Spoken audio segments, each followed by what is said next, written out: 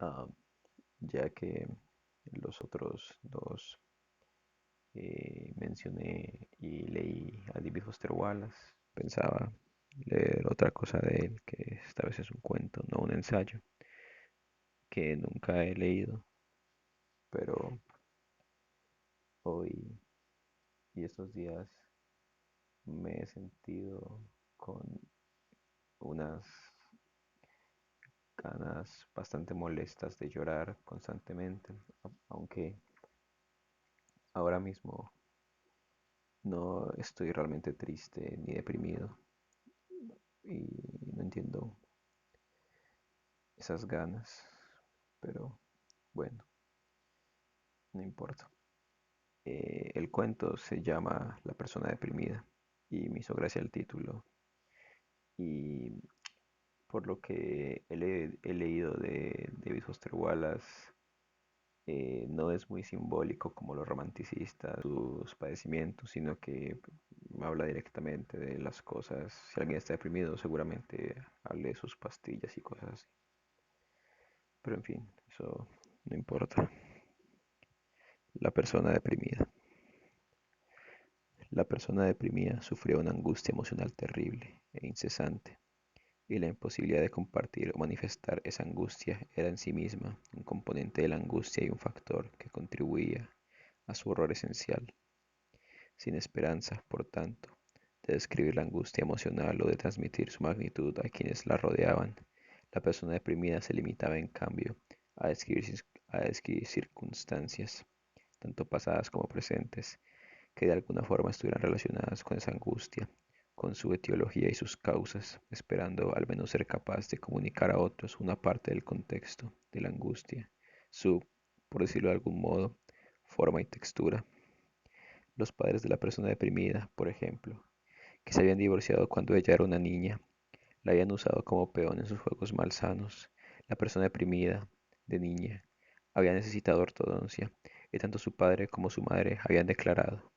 no sin cierta razón, dadas las ambigüedades legales propias de la época de los Medicis, que contenía su acuerdo de divorcio, tal como apostillaba siempre la persona deprimida cuando describía la dolorosa lucha entre sus padres por el gasto de la ortodoncia,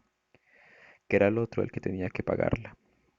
y la cólera ponzoñosa que a su padre y a su madre les causaba el hecho de que el otro se negara de forma mezquina y egoísta a pagar la, la desahogaban, la desahogaban con su hija, que tenía que escuchar una y otra vez de cada uno de sus padres que el otro era un egoísta y un mezquino. Tanto a uno como a la otra les sobraba el dinero,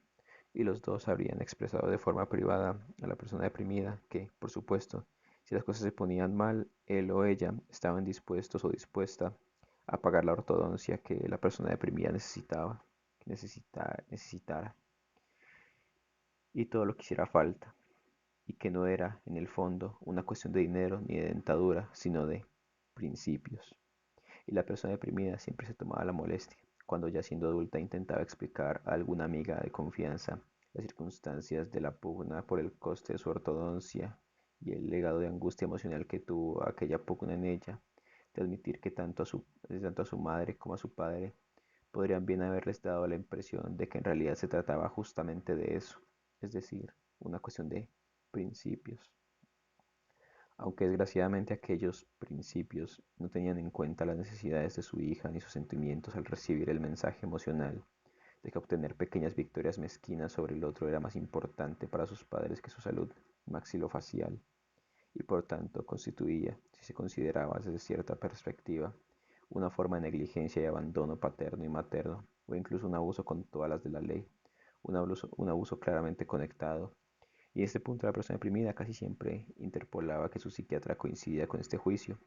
con la desesperación crónica que ya siendo adulta experimentaba todos los días y en la cual se sentía terriblemente encerrada. Esto no es más que un ejemplo. Esto no es más que un ejemplo. La persona deprimida interpolaba un promedio de 4 disculpas cada vez que les contaba por teléfono a las amigas que le prestaban su apoyo esta clase de circunstancias dolorosas y angustiosas, así como una especie de preámbulo en el que intentaba describir lo doloroso y aterrador que resultaba no ser capaz de explicar la angustia atroz que producía la depresión crónica y estar obligada a recurrir a contar ejemplos que probablemente parecían, tal como ella siempre se molestaba en admitir, siniestros autocompasivos o la hacían quedar como una de esas personas narcisísticamente obsesionadas con sus infancias traumáticas o sus vidas traumáticas, que se regodean sus problemas, se insisten en contarlos con abundancia de detalles farragosos a los amigos que intentan darle su apoyo y su atención, y de ese modo los aburren y los repelen. Las amigas, las amigas a quienes la persona deprimida acudía en busca de apoyo y a las que intentaba abrirse y con quienes buscaba compartir por lo menos el contexto formal de su agonía mental incesante y su sensación de aislamiento eran aproximadamente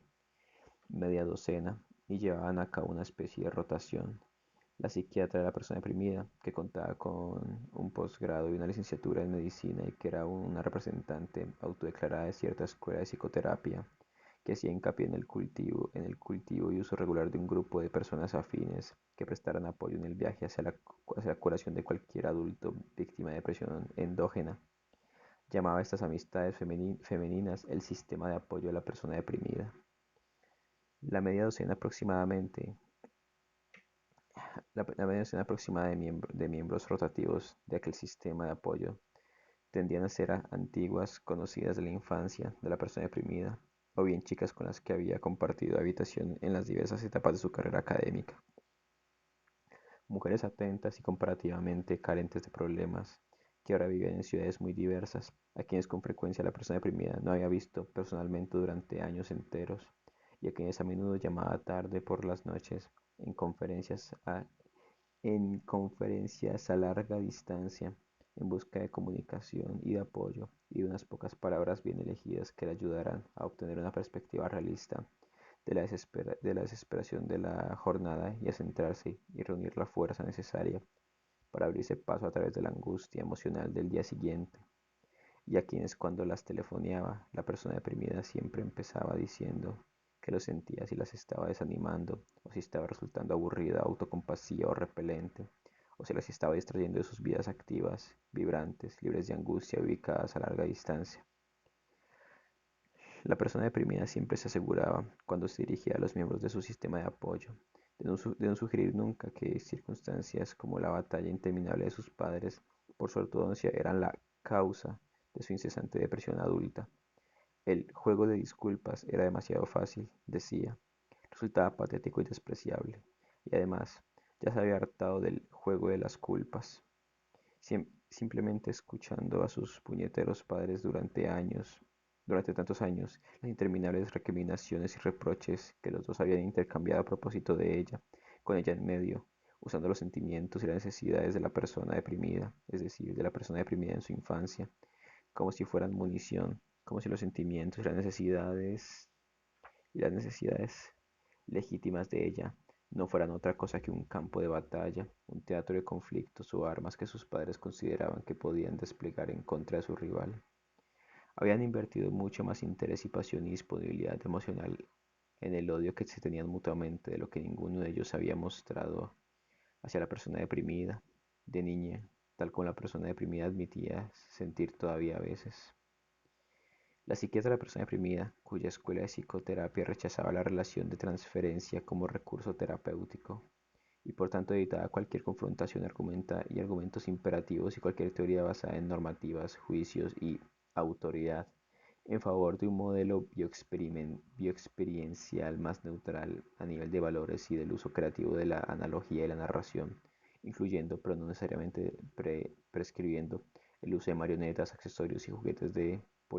poliestireno, juegos de rol, esculturas de la figura humana, juegos con espejos, terapia dramática y casos apropiados, reconstrucciones de la infancia provista de argumentos y guiones escrupulosamente diseñados. Había desplegado las siguientes medicinas en un intento de ayudar a la persona deprimida a encontrar algún alivio de su angustia afectiva aguda, de su angustia afectiva aguda y suscitar algún progreso en el viaje de ella,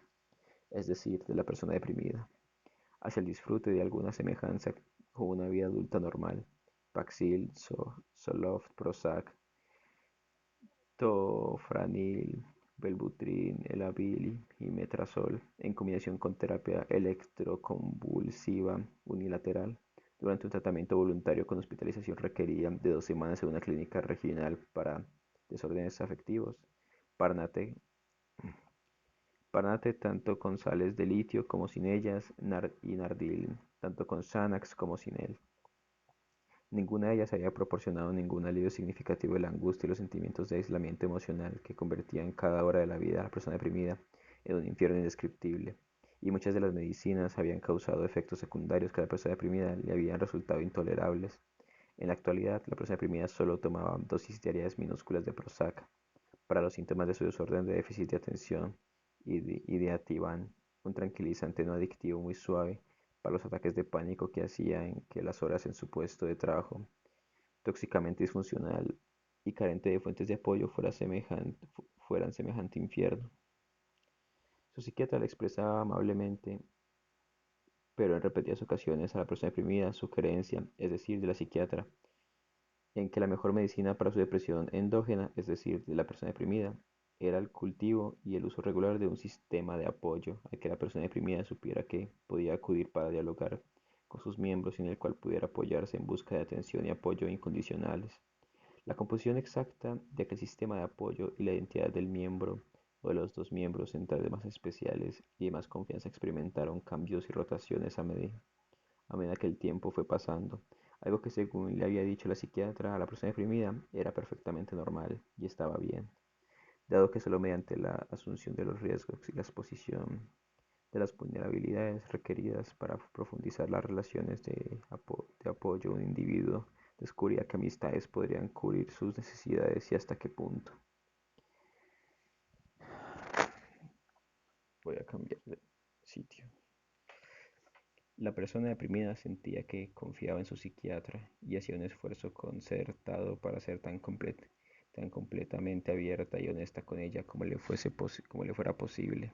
Admitió ante la psiquiatra que siempre se aseguraba escrupulosamente de transmitir a la persona a quien llamara por la noche en conferencia a larga distancia su creencia, es decir, de la persona deprimida, en que resultaba quejumbroso y patético culpar de su constante e indescriptible angustia adulta el divorcio traumático de sus padres o el cinismo con que la utilizaron mientras cada uno de ellos fingía hipócritamente que se preocupaba por ella más que el otro. Después de todo, sus padres, tal como la psiquiatra había ayudado a que la persona deprimida viera, habían hecho lo que habían podido con los recursos emocionales que tenían en aquella época. Y después de todo, tal como siempre interpolaba la persona deprimida, al final ella había conseguido la ortodoncia que necesitaba. Las antiguas amistades y compañeras de habitación que formaban su sistema de apoyo a menudo le decían a la persona deprimida que ojalá pudiera ser un poco menos dura consigo misma, a lo cual la persona deprimida a menudo respondía echándose involuntariamente a llorar y diciéndoles que sabía muy bien que ella era de esa clase terrible de gente que todo el mundo tiene la desgracia de conocer, que llaman a horas inconvenientes, simplemente empiezan a hablar y hablar sin parar sobre ellos mismos y con quienes es necesario hacer repetidos intentos cada vez más extravagantes para poder colgar el teléfono. La persona deprimida decía que se daba perfecta cuenta y lo horrorizaba saber que era una carga tediosa para sus amigas, y durante las llamadas a larga distancia siempre se aseguraba de transmitir la gratitud enorme que sentía por tener una amiga a quien pudiera llamar y explicar sus preocupaciones y recibir apoyo y atención, por breves que fueran, antes de que las exigencias de la vida activa, plena y llena de diversiones de aquella amiga se antepusieran comprensiblemente y requirieran que ella, es decir, la amiga, colgara el teléfono. Los sentimientos atroces de vergüenza e ineptitud que la persona deprimida experimentaba al llamar a las integrantes de su sistema de apoyo a larga distancia en plena noche y agobiarlas con los torpes intentos de transmitir por lo menos el contexto general de su agonía emocional era una cuestión sobre la cual la persona deprimida y su psiquiatra trabajaban durante una gran parte del tiempo que pasaban juntas. La persona deprimida confesaba que cuando alguna amiga llena de buenos sentimientos a la que llamaban para desahogarse confesaba finalmente que lo sentía muchísimo, pero que no había nada que hacer y que ella, es decir, la amiga, se veía obligada de forma impostergable a colgar el teléfono y de aquel modo arrancaba los dedos ansiosos de la persona y de aquel modo arrancaba los dedos ansiosos de la persona deprimida del dobladillo de sus pantalones y colgaba el teléfono y regresaba a su vida plena, vibrante y ubicada a larga distancia. La persona deprimida casi siempre se quedaba allí sentada escuchando el zumbido vacío como de abeja del tono demarcado y se sentía todavía más aislada, inepta y despreciable que antes de llamar. Aquel sentimiento de vergüenza, tóxica por acudir a otros en busca de apoyo y comunicación, era un tema que la psiquiatra animaba a la persona deprimida a tocar y explorar a fin de poder tratarlo con detalle. La persona deprimida, la persona deprimida admitía ante su psiquiatra que siempre que ella, es decir, la persona deprimida, llamaba mediante una conferencia a larga distancia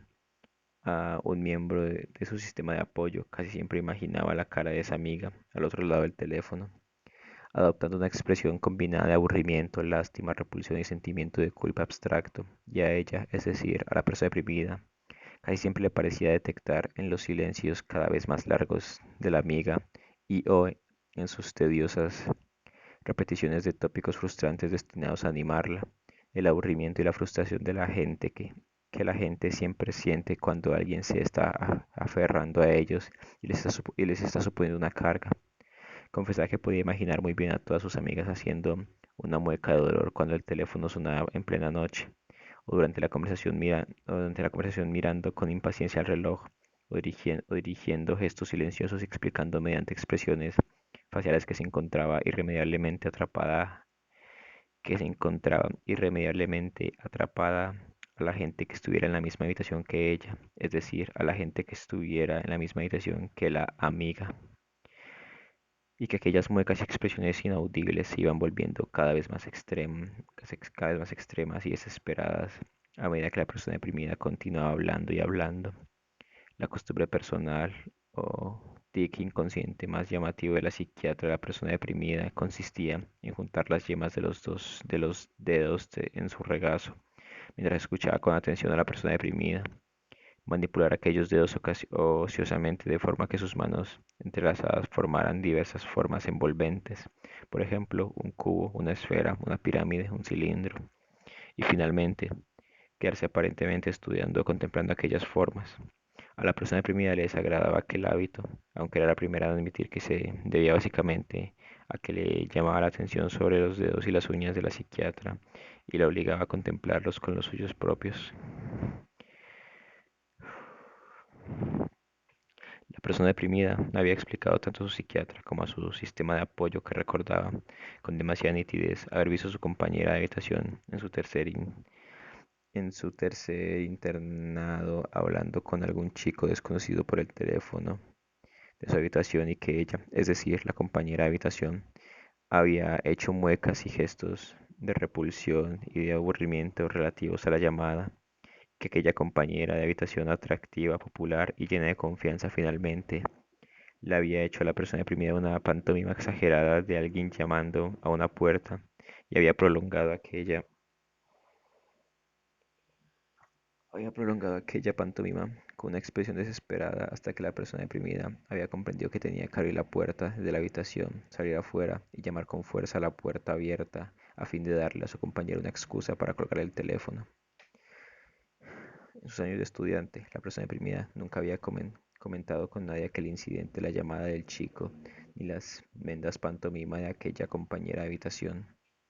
Una compañera con quien la persona deprimida nunca había conectado ni congeniado, a quien le recriminaba con amargura y llena de vergüenza que hubiera provocado que la persona deprimida se despreciara a sí misma, y con quien no había hecho ningún intento de mantener el contacto después de que terminara aquel interminable segundo semestre de su segundo año. Pero ella, es decir, la persona deprimida, sí que había explicado su recuerdo angustioso de aquel incidente a muchas de sus amigas del sistema de apoyo, y también había explicado lo insondablemente espantosa y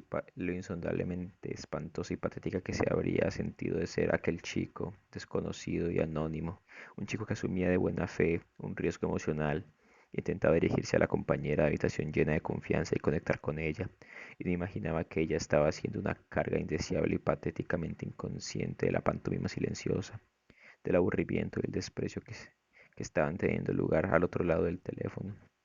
y que lo que la persona deprimida más temía en el mundo era estar alguna vez en la situación de alguien que obligara a otra persona a avisar en silencio a una tercera persona que se encuentra en la misma habitación en busca de ayuda para obtener una excusa para colgar el teléfono.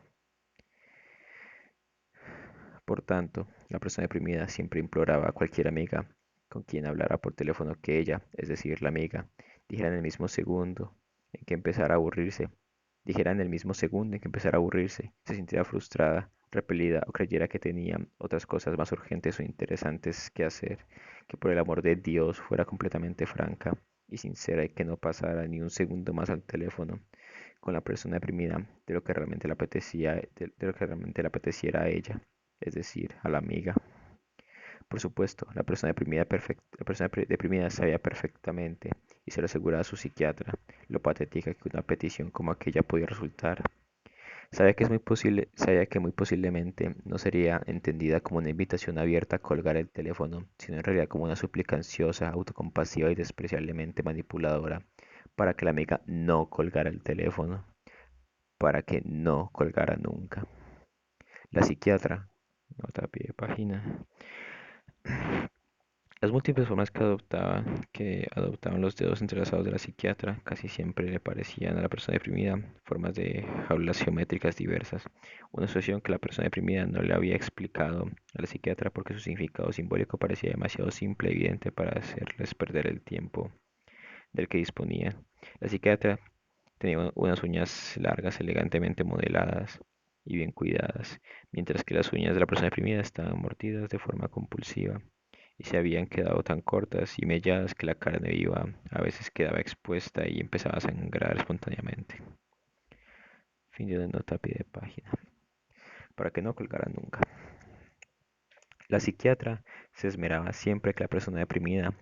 le transmitía a su... La psiquiatra se esmeraba siempre que la persona deprimida le transmitía su preocupación por lo que podía parecer o hacer pensar alguna de sus declaraciones o acciones en alentar a la persona deprimida para que explorara cómo la hacían sentir aquellas ideas acerca de lo que ella parecía o hacía pensar a los demás. Resultaba degradante. La persona deprimida se sentía degradada. Contaba que le resultaba degradante llamar a amigas de su infancia mediante conferencias a larga distancia en plena noche, cuando estaba claro que tenían otras cosas que hacer y vidas que vivir, relaciones vibrantes, saludables, íntimas y llenas de cariño con parejas atentas. Resultaba degradante y patético estar disculpándose constantemente por aburrirlas o sentir que tenía que darle las gracias efusivamente por el mero hecho de ser amigas suyas. Los padres de la persona deprimida se habían repartido finalmente el coste de su ortodoncia. Sus abogados habían contratado los servicios de un mediador profesional para organizar el acuerdo. También había hecho falta mediación para negociar los calendarios de pago compartido de los internados de la persona deprimida, sus campamentos de verano de vida y alimentación sana, sus clases de oboe y sus seguros de automóvil y contra terceros, seguro de automóvil y contra terceros, así como la cirugía estética necesaria para corregir una malformación de la espina nasal anterior y el cartílago alar de la nariz de la persona deprimida, responsable de un achatamiento de la nariz que a ella resultaba atrozmente pronunciado y que, junto con el refuerzo ortodóntico externo que tenía que llevar 22 horas al día, hacía que el hecho de mirarse en el espejo de sus dormitorios en los internados resultara superior a sus fuerzas.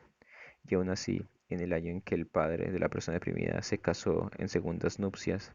en lo que fue quizá un gesto de raro cariño desinteresado o quizá un coup de grâce que según la madre de la persona deprimida fue planeado para lograr que sus sentimientos de humillación y de superación fueran totales y de superfluidad fueran totales.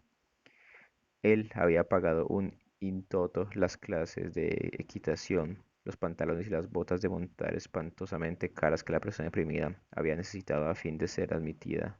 en el club de equitación de su penúltimo internado, entre cuyos miembros se contaban las únicas chicas que la persona deprimida sentía, tal como les confesó a su padre por teléfono entre sollozos ya avanzada una noche verdaderamente horrible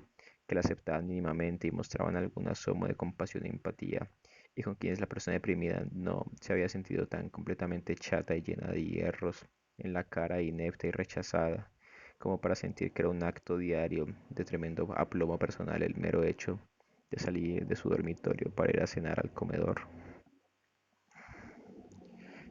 Ay, me traqueó el esternón.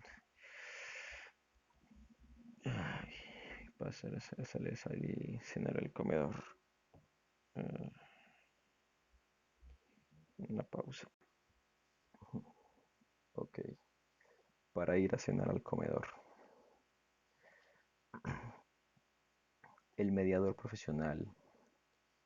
El mediador profesional que los abogados de sus padres acordaron finalmente contratar para que les ayudara a organizar compromisos sobre los costes de satisfacer las necesidades de la infancia de la persona deprimida, era un especialista en resolución de problemas muy respetado que se llamaba Walter D.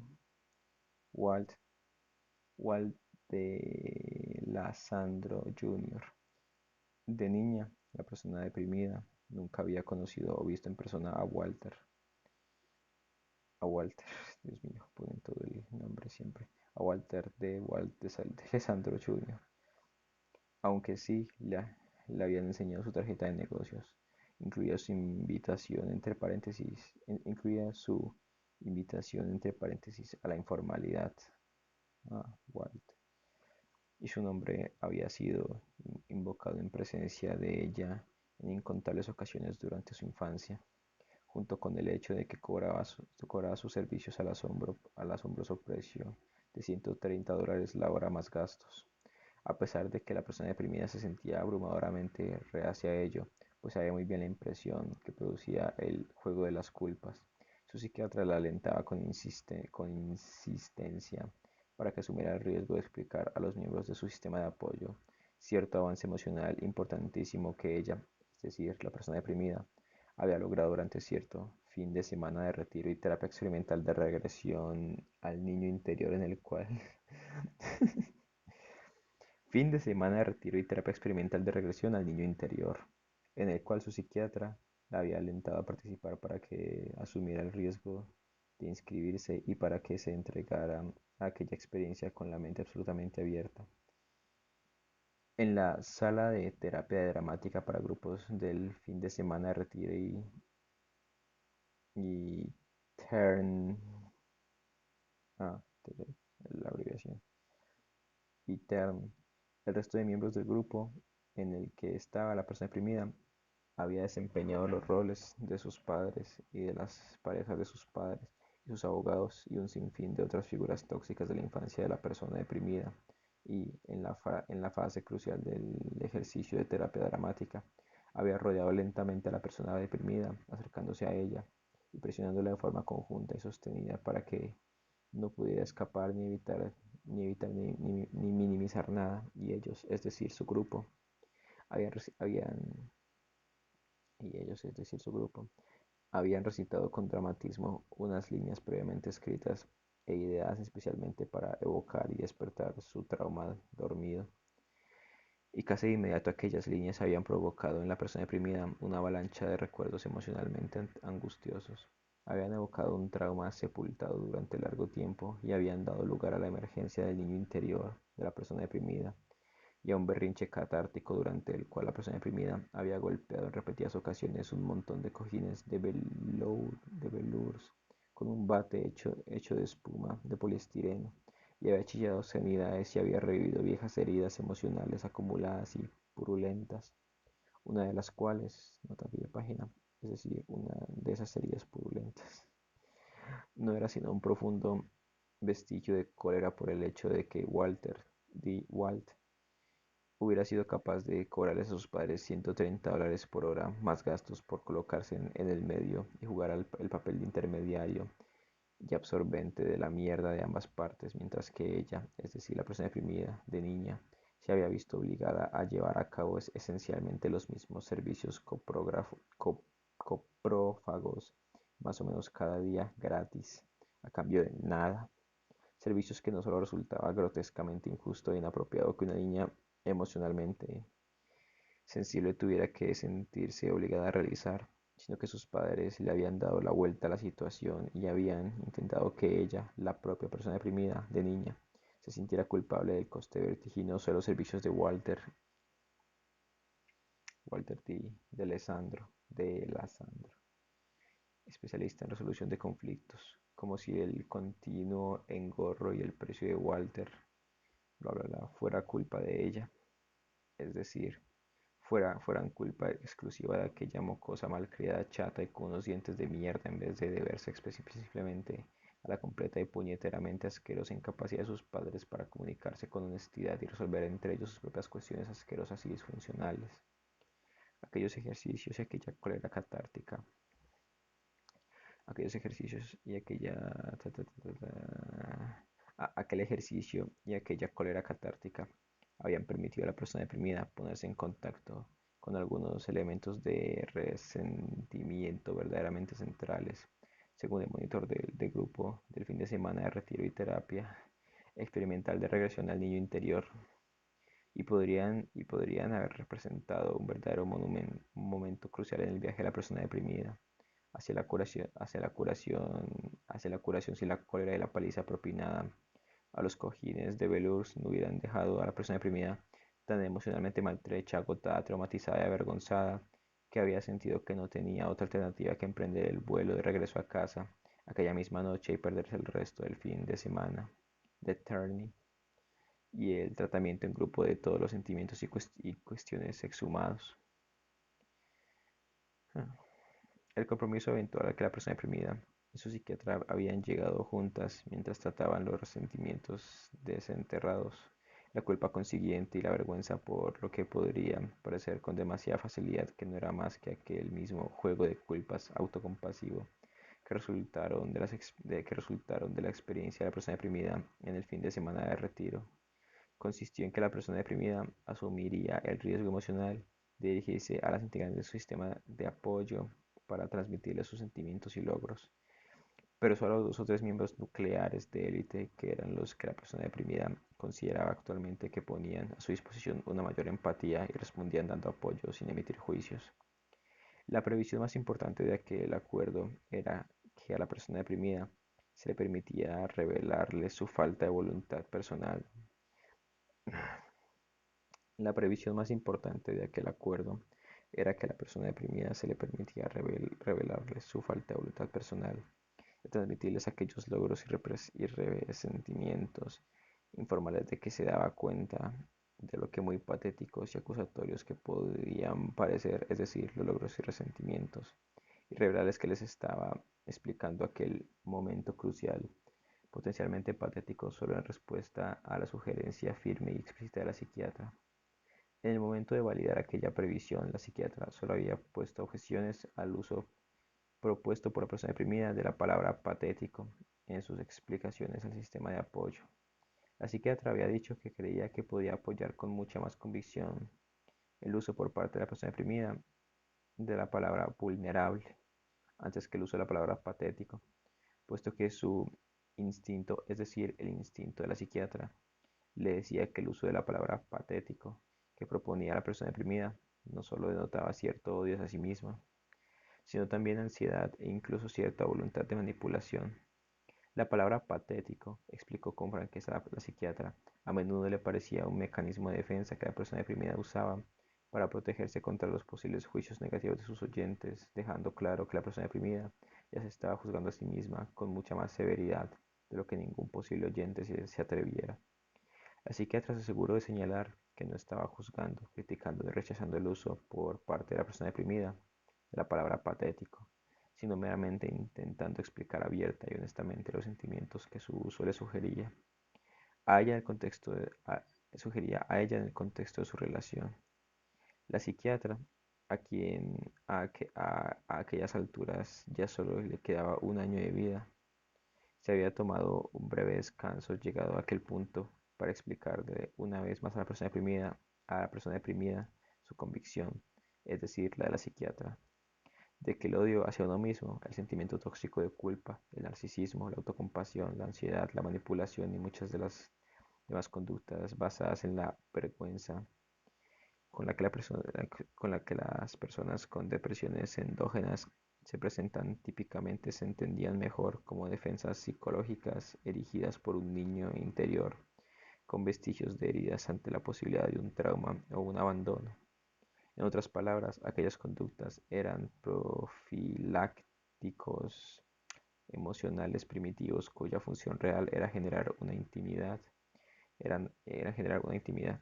Eran armaduras psíquicas diseñadas para mantener a los demás a distancia a fin de que ellos, es decir, los demás, no pudieran llegar lo bastante cerca emocionalmente de la persona deprimida como para infligirle heridas que pudieran reflejar y convertirse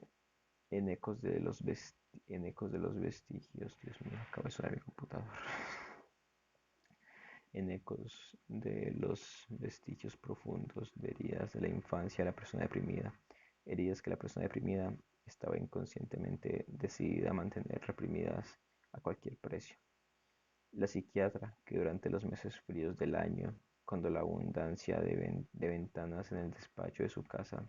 hacía que la sala siempre estuviera fría, llevaba una no, pelliza de gamuza,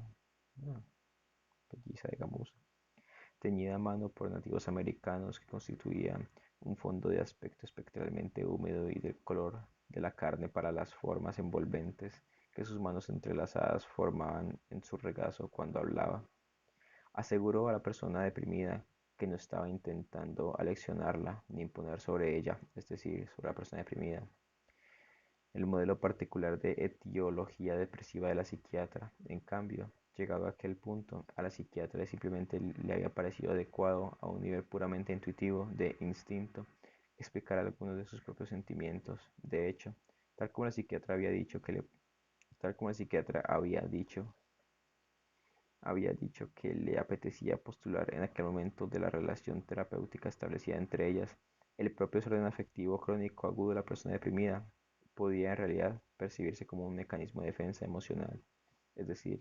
mientras la persona deprimida tuviera la mortificación afectiva aguda de la depresión como principal preocupación y centro absoluto de su atención emocional, podía evitar percibir o ponerse en contacto con los profundos vestigios de heridas de infancia que por lo visto ella, es decir, la persona deprimida, seguía decidida a mantener reprimidas. Uf, una nota de página bastante larga, nota de pie, página 3. La persona, la psiquiatra de la persona deprimida siempre se asegura escrupulosamente de evitar que pareciera que estaba juzgando o culpando a la persona deprimida por aferrarse a sus defensas o de sugerir que la persona deprimida había elegido de alguna forma inconsciente o había elegido aferrarse a una depresión crónica cuya agonía hacía que todas sus horas, es decir, la de la persona deprimida, fueran realmente superiores a sus fuerzas. Aquella renuncia al juicio o a imponer ningún valor se apoyaba en la escuela psiquiátrica, donde la filosofía de la curación de la psiquiatra donde la filosofía de la curación de la psiquiatra se había desarrollado durante casi 15 años de experiencia clínica hasta integrarse con la combinación de apoyo incondicional y honestidad completa acerca de los sentimientos que constituía el profesionalismo arropador necesario para un viaje terapéutico productivo hacia la autenticidad y la salubridad interpersonal. Las defensas contra la intimidad, según la teoría experimental de la psiquiatra de la persona deprimida, eran casi siempre mecanismos de supervivencia atrofiados o vestigios de los mismos. Es decir, habían sido en algún momento apropiados a su entorno y necesarios y habían servido probablemente para parapetar una psique indefensa durante la infancia contra traumas potencialmente insoportables. Pero en casi todos los casos estos, es decir, los mecanismos de defensa, se habían quedado inapropiadamente grabados y atrofiados, y ahora en la edad adulta ya no eran apropiados en su entorno, sino que de hecho, paradójicamente, causaban muchos más traumas y angustias de los que prevenían. Sin embargo, la psiquiatra había dejado claro desde el principio que de ninguna manera iba a presionar, intimidar, engatusar, discutir, persuadir, dejar cortada, camelar, arengar, avergonzar o manipular a la persona deprimida para que se librara de sus defensas atrofiadas o vestigios de las mismas antes de que ella, es decir, la persona deprimida, se sintiera preparada y capaz de arriesgarse a dar el salto de fe con sus propios recursos internos, su autoestima, su crecimiento personal y su salud para hacerlo, es decir, para abandonar el nido en sus defensas y emprender un vuelo libre y placentero. Fin de la nota a pie de página, según decidida mantenerse reprimidas. Varios meses más tarde, cuando la psiquiatra de la persona deprimida murió de forma repentina e inesperada, como resultado de lo que las autoridades determinaron que fue una combinación tóxica accidental de café e inhibidores homeopáticos del apetito, pero que, dada la amplia formación médica de la psiquiatra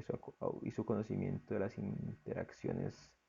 de los fármacos, solo una persona con profunda voluntad de negación podía evitar ver que era cierto nivel intencional, sin dejar ninguna clase de nota, grabación o últimas palabras de aliento para cualquiera de las personas y o pacientes de su vida que habían llegado a pesar de su miedo paralizante, que habían llegado a pesar de su miedo paralizante, su aislamiento, sus mecanismos de defensa y vestigios de heridas de traumas pasados, a conectar íntimamente con ella y a abrirle sus puertas emocionales, aunque ello significara volverse vulnerables a la posibilidad de traumas causados por la pérdida o el abandono. A la persona deprimida, el trauma de aquella pérdida y abandono recientes le resultó tan terrible, y asimismo su agonía, su desesperación y su falta de esperanza resultaron tan insoportables que ahora, irónicamente, se vio obligada a dirigirse frenéticamente y sin parar cada noche a su sistema de apoyo, a veces poniendo 3 o incluso 4 conferencias a larga distancia a sendas amigas en una misma noche, a veces llamando a las mismas amigas 2 veces en la misma noche, a altas horas de la madrugada, y a veces incluso la persona deprimida se sentía asquerosamente segura de ello, despertándolas o interrumpiéndolas en el decurso de alguna situación íntima, sexual, saludable y divertida con sus parejas. En otras palabras, ahora era la pura supervivencia en las turbulentas postrimerías de sus sentimientos de shock, pena, pérdida, abandono y amarga traición causados por la muerte repentina de la psiquiatra, la que forzaba a la persona deprimida a dejar a un lado sus sentimientos innatos de vergüenza, ineptitud y turbación por ser una carga patética y apoyarse con toda su voluntad en la empatía y cariño emocional de su sistema de apoyo, a pesar del hecho de que aquella, irónicamente, había sido una de las 2 áreas en que la persona deprimida había rechazado con más vigor el consejo de la psiquiatra. ¿Cuánto queda?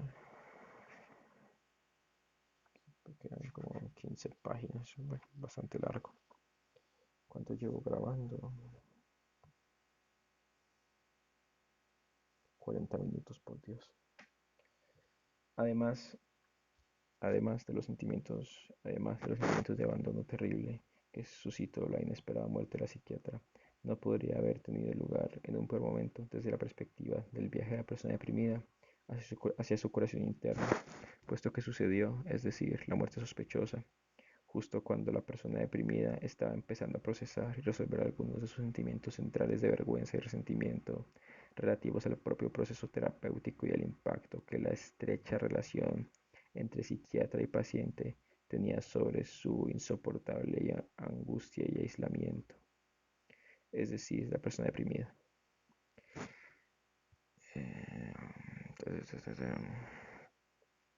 Como parte de su proceso de sufrimiento por aquella muerte, la persona deprimida explicó a los miembros más arropadores de su sistema de apoyo su creencia en el hecho de que había experimentado sentimientos de angustia, trauma y aislamiento, incluso en la propia relación terapéutica, un descubrimiento en el que aseguraba que ella y la psiquiatra habían estado trabajando juntas de forma intensiva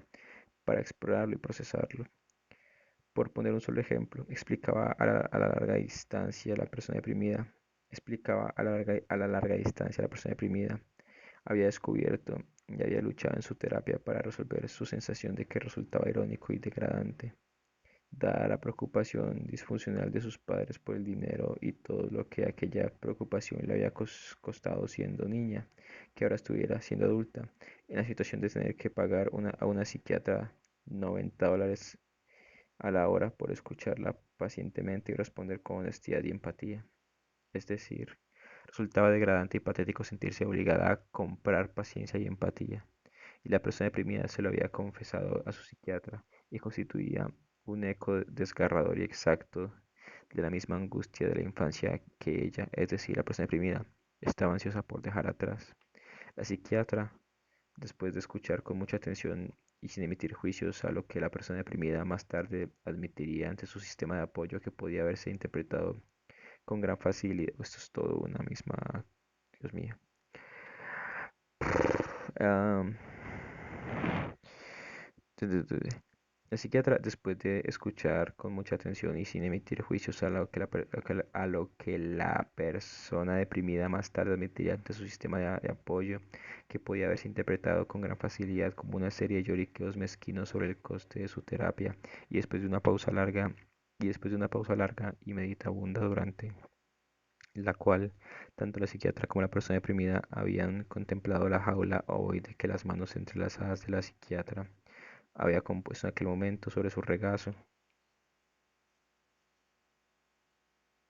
había respondido que,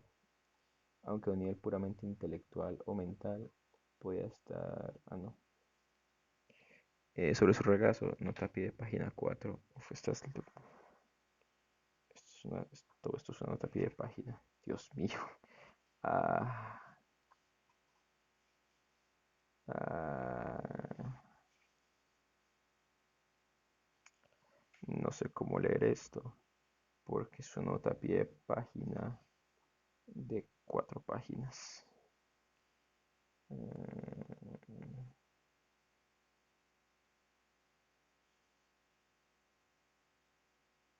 no, es una nota a pie de página de 2 páginas. A ver, entrelazada, la psiquiatra había compuesto en aquel momento sobre su regazo, nota a pie de página. La psiquiatra, que era sustancialmente mayor que la persona deprimida, pero era más joven que la madre de la persona deprimida y que, salvo por la condición de sus uñas, no se parecía a dicha madre en prácticamente ningún aspecto físico o estilístico, a veces molestaba a la persona deprimida con su costumbre de construir una jaula digiforme en su regazo, alterar la forma de esa jaula e ir mirando las jaulas geométricamente diversas durante el tiempo que pasaban trabajando juntas. Con el tiempo, sin embargo, a medida que la relación terapéutica se fue desarrollando en términos de intimidad, comunicación y confianza, la imagen de las jaulas digiformes fue dejando de irritar a la persona deprimida y se fue convirtiendo en una simple distracción, mucho más problemática en relación a los sentimientos de confianza y autoestima de la persona deprimida. Era la costumbre de la psiquiatra de levantar la mirada para echar vistazos muy rápidos de vez en cuando al enorme reloj en forma de disco solar que había en la pared de detrás de de ante, la poltrona de ante donde la persona deprimida solía sentarse durante el tiempo que pasaban juntas. Echando vistazos, es decir, la psiquiatra echaba vistazos muy rápidos y casi furtivos al reloj, de manera que lo que empezó a preocupar más y más a la persona deprimida con el decurso del tiempo no fue el hecho de que la psiquiatra estuviera mirando el reloj, sino que la psiquiatra intentara disimular o esconder el hecho de que miraba el reloj. La persona deprimida, que era angustiosamente sensible, y ella misma lo admitía a la posibilidad de que cualquier persona a la que estuviese dirigiendo la persona deprimida, que era angustiosamente sensible, y ella misma lo admitía, a la posibilidad de que cualquier persona a la que estuviera dirigiendo para intentar comunicarse estuviera secretamente aburrida o se sintiera repelida o desesperada por alejarse de ella lo antes posible y se mostraba exageradamente alerta sobre sobre cualquier ligero movimiento o ademán que pudiera implicar que un oyente era consciente del tiempo, estaba ansioso porque el tiempo pasara y de una sola vez se le escapaban los vistazos realmente rápidos que la psiquiatra echaba al reloj de la pared o bien a su fino y elegante reloj de pulsera cuya esfera permanecía oculta de la vista de la persona deprimida en el lado inferior de la esbelta muñeca de la psiquiatra. Por fin, por fin, ya avanzando al primer año de la relación terapéutica, mm, rompió a llorar y explicó que se sentía totalmente degradada y anulada cada vez que la psiquiatra intentaba disimular su deseo de conocer la hora exacta. Gran parte del trabajo de la persona deprimida con su psiquiatra durante el primer año de su viaje, es decir, la persona deprimida, hacia la curación y la sabiduría interpersonal estuvo relacionado con sus sentimientos de ser extraordinariamente y repulsivamente aburrida o enrevesada o patéticamente obsesionada consigo misma, y no ser capaz de confiar en que existiera interés genuino, compasión o cariño por parte de la persona a quien se estaba dirigiendo en busca de apoyo. Y de hecho, el primer progreso importante de la relación terapéutica, según había explicado la persona deprimida a los miembros de su sistema de apoyo en el periodo angustioso que había seguido a la muerte de la psiquiatra, había tenido lugar cuando la persona deprimida, ya avanzado el segundo año de la relación terapéutica, se había puesto bastante en contacto con su valía y sus recursos interiores como para ser capaz de decirle con firmeza a la psiquiatra que ella, es decir, la respetuosa pero firme persona deprimida, prefería que la psiquiatra se limitara a mirar abiertamente el reloj helioforme o girara abiertamente la muñeca para mirar el reloj de pulsera que lleva en la parte inferior de la misma, en vez de creer por lo visto, o al menos mostrar una conducta, o al menos mostrar una conducta que hacía parecer desde la perspectiva de la persona deprimida que ella misma admitía que era hipersensible, que la psiquiatra creía, que la psiquiatra creía que la persona deprimida se la podía engañar mirándola ahora a botellas de forma deshonesta mediante algún gesto que intentara pasar por una mirada insignificante a la pared o una manipulación ociosa de la estructura digiforme, semejante a una jaula que tenía en el regazo. Otro episodio importante de trabajo terapéutico que la persona deprimida y su psiquiatra habían desarrollado juntas, un episodio que la psiquiatra había dicho que consideraba personalmente un salto seminal en el crecimiento y desarrollo de una confianza y una comunicación honesta entre ellas. Tuvo lugar en el tercer año de su relación terapéutica, cuando la persona deprimida confesó finalmente que también resultaba degradante que le hablaran como la psiquiatra le hablaba a veces, es decir, la persona deprimida sentía que estaba siendo tratada con superioridad, con descendencia, o como si fuera una niña en aquellas ocasiones mientras trabajaban juntas. Y la psiquiatra se ponía a darle la tabarra de forma interminable acerca de cuáles eran sus filosofías terapéuticas, metas y deseos para la persona deprimida. Por no mencionar además, ahora que sacaban el tema, que también ella, es decir, la persona deprimida, se sentía en ocasiones degradada y llena de resentimiento cuando la psiquiatra levantaba la mirada de la jaula que formaban sus manos en su regazo para mirar a la persona deprimida. Y entonces su cara, es decir, la de la psiquiatra, adoptaba una vez más su expresión habitual de paciencia tranquila e inagotable, una expresión que la persona deprimida aseguraba que ella, es decir, la persona deprimida, sabía que pretendía comunicar una atención, un interés y un apoyo exentos de juicio, pero que, sin embargo, en ocasiones, desde la perspectiva de la persona deprimida, parecía más bien indiferencia emocional, como un distanciamiento clínico, como un simple interés profesional, que la persona deprimida estaba comprando en lugar del interés personal, la empatía y la compasión que a menudo sentía, que había pasado la vida entera anhelando y desesperadamente. La ponía furiosa, confesaba la persona deprimida. A menudo se sentía furiosa y llena de sentimiento por no ser más que el simple objeto de la compasión profesional de la psiquiatra, o bien de la caridad y el sentimiento de culpa abstracto de sus supuestas amigas en su patético sistema de apoyo. Fin de la nota pie de página 4. A ver. El psiquiatra había compuesto en aquel momento sobre su regazo. Había respondido que, a un nivel puramente intelectual o mental, podía estar en desacuerdo respetuoso con la sustancia o contenido proposicional de lo que la persona deprimida estaba diciendo. Sin embargo, ella, es decir, la psiquiatra, animaba con rotundidad a la persona deprimida a que explicara todos los sentimientos que la propia relación terapéutica suscitara en ella, es decir, en la persona deprimida. Nota a pie de página 5, mi gente. Esta es de exactamente 2, 3, 4, 5 páginas. Una nota a pie de página de 5 páginas de extensión. Uf, pues nada, a darle. Aunque la persona deprimida, tal como ella misma admitió ante su sistema de apoyo, había estado vigilando ansiosamente la cara de la psiquiatra en busca de cualquier prueba de una relación negativa mientras ella, es decir, la persona deprimida, se sinceraba y regurgitaba todos aquellos sentimientos potencialmente revulsivos acerca de su relación terapéutica. Sin embargo, en aquel momento de la sesión le venía bastante bien una especie de interludio de honestidad emocional para ser capaz de sincerarse más todavía y explicar entre sollozos a la psiquiatra que también resultaba degradante e incluso un tanto abusivo saber que, por ejemplo, hoy, es decir, el día de la seminalmente honesta e importante sesión de trabajo que llevaban a cabo juntas, la persona deprimida y su psiquiatra,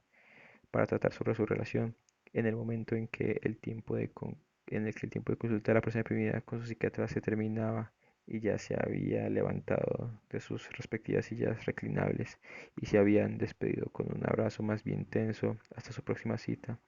que en aquel preciso momento toda la atención, el apoyo y el interés aparentemente personalizados de la psiquiatra fueran retirados y transferidos sin esfuerzo a la siguiente come mierda patética, despreciable, gimoteante, obsesionada consigo misma,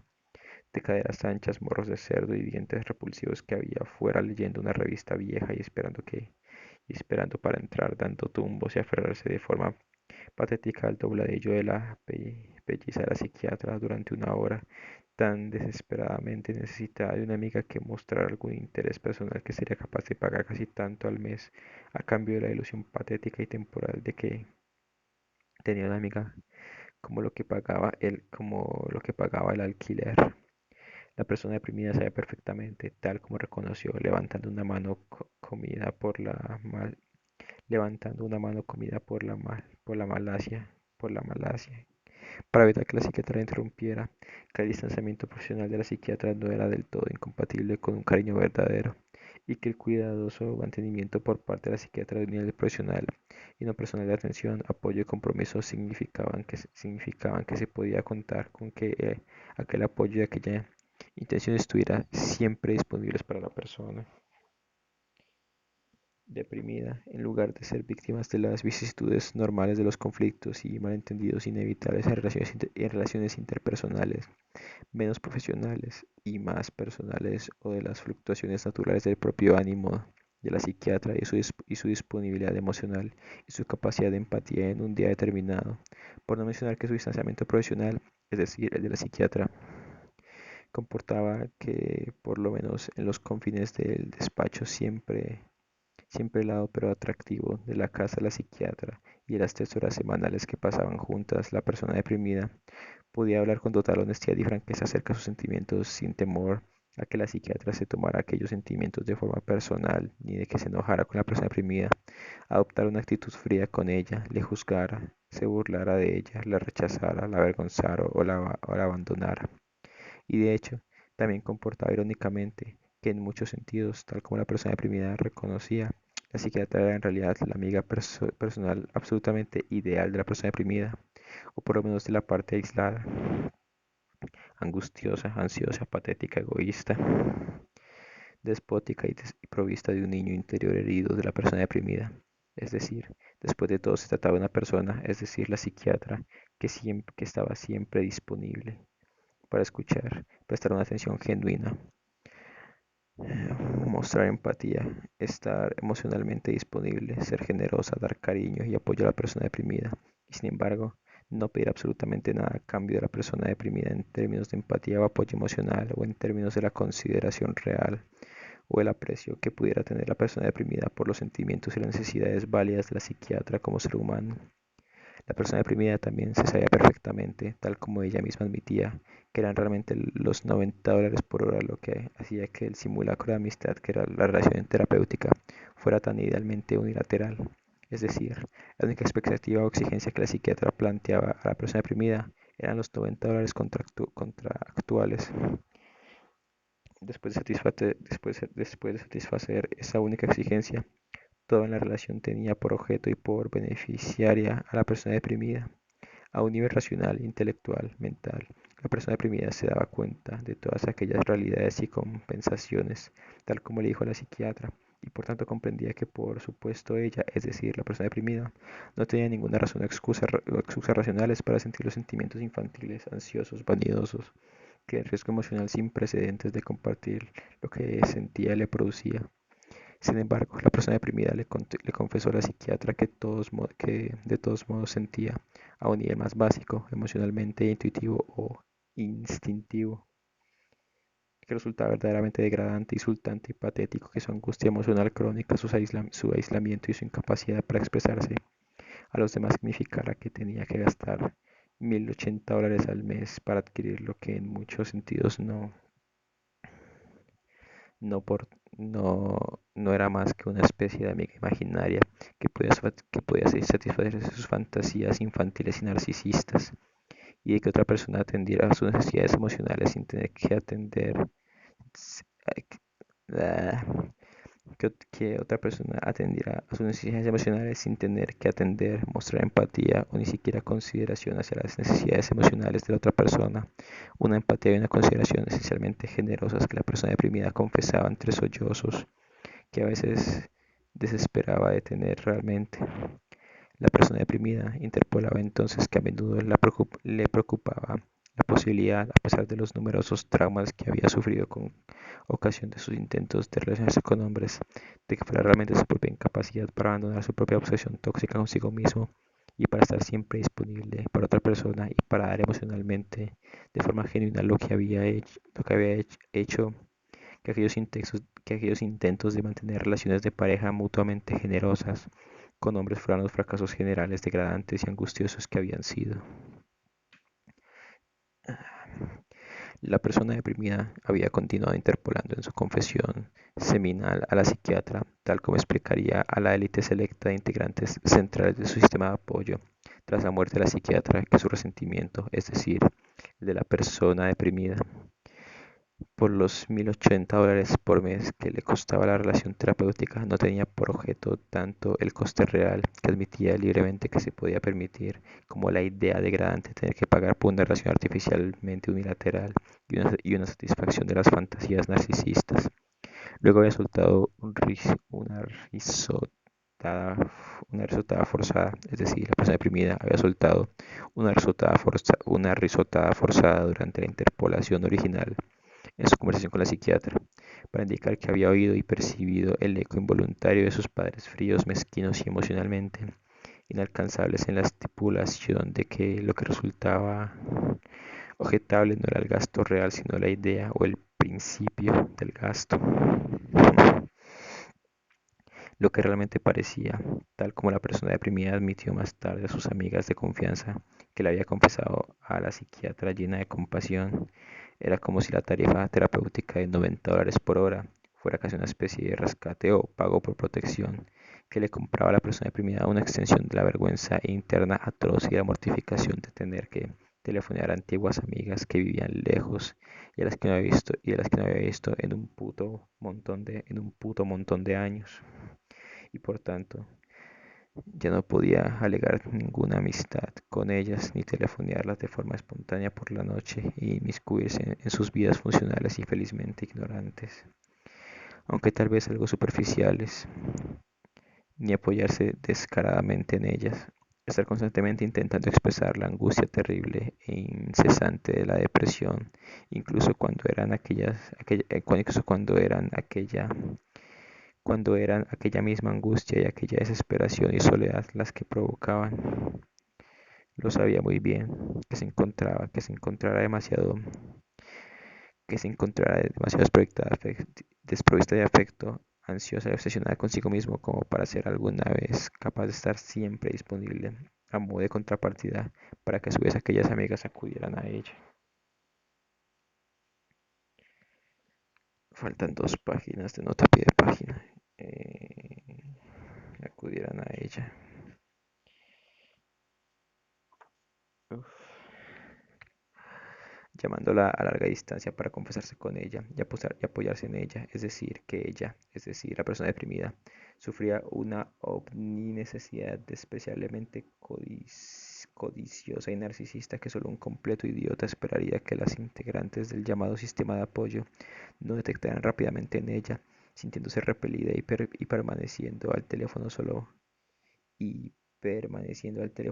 movidas por una caridad humana primaria y completamente abstracta, poniendo todo el tiempo los ojos en blanco, haciendo muecas, mirando el reloj y deseando que se termine la llamada telefónica o que ella, es decir, la persona deprimida, patéticamente ansiosa, que estaba, es decir, la persona deprimida patéticamente ansiosa que estaba al teléfono llamar a cualquier otra persona que no fuera ella, es decir, la supuesta amiga aburrida, repelida y con los ojos en blanco, y que, y que en el pasado nunca hubiera sido asignada al mismo dormitorio que la persona deprimida, o que nunca hubiera asistido a aquel internado, o incluso que la persona deprimida nunca hubiera nacido y por tanto no existiera, hasta el punto de que todo resultaba total e insoportablemente patético y degradante. Si hemos de ser sinceros, si de verdad la psiquiatra, si hemos de ser sinceros, si de verdad la psiquiatra quería la sinceridad total y sin censuras, que siempre estaba diciendo que esperaba, ¿no? Que esperaba,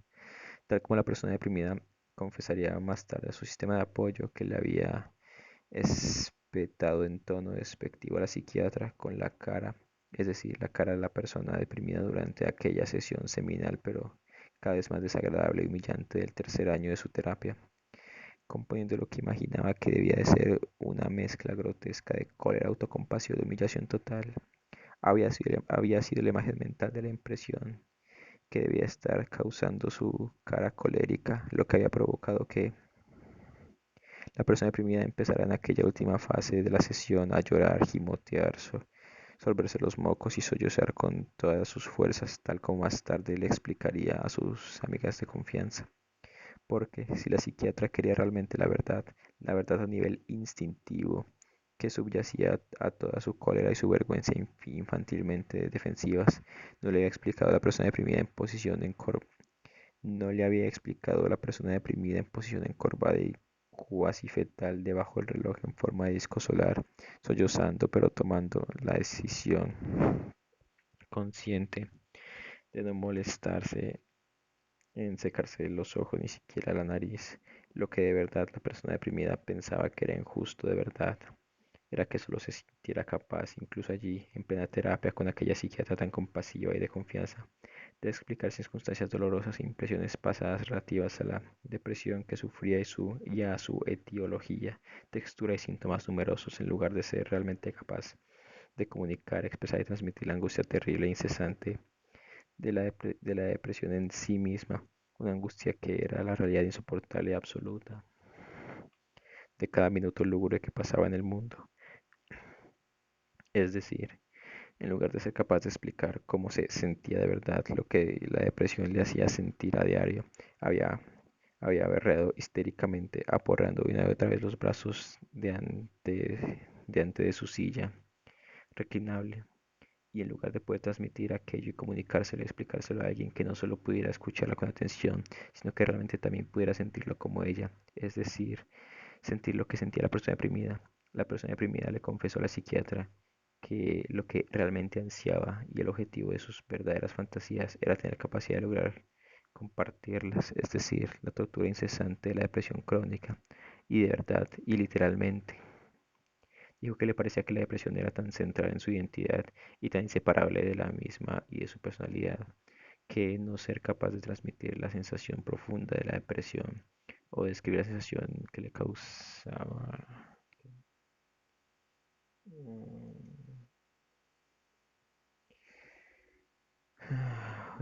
Dios mío. Y transmitir la sensación, ¿dónde me quedé? La sensación profunda de la presión y describir la sensación que le causaba a ella resultaba comparable, por ejemplo, a sentir una necesidad desesperada de describir el sol en la que le fuera la vida, de describir el sol en la que le fuera la vida y sin embargo, solo tener permiso para señalar las sombras del suelo. Estaba exhausta de tanto señalar sombras, dijo entre sollozos. Inmediatamente ella, es decir, la persona deprimida, se detuvo, se rió de sí misma con una risotada forzada y le pidió disculpas a la psiquiatra por emplear una analogía tan floridamente melodramática y llena de autocompasión. La persona deprimida le explicaría todo aquello más tarde a su sistema de apoyo, con todo detalle y a veces más de una vez por noche como parte de su proceso de sufrimiento motivado por la muerte de la psiquiatra causada por cafeinismo.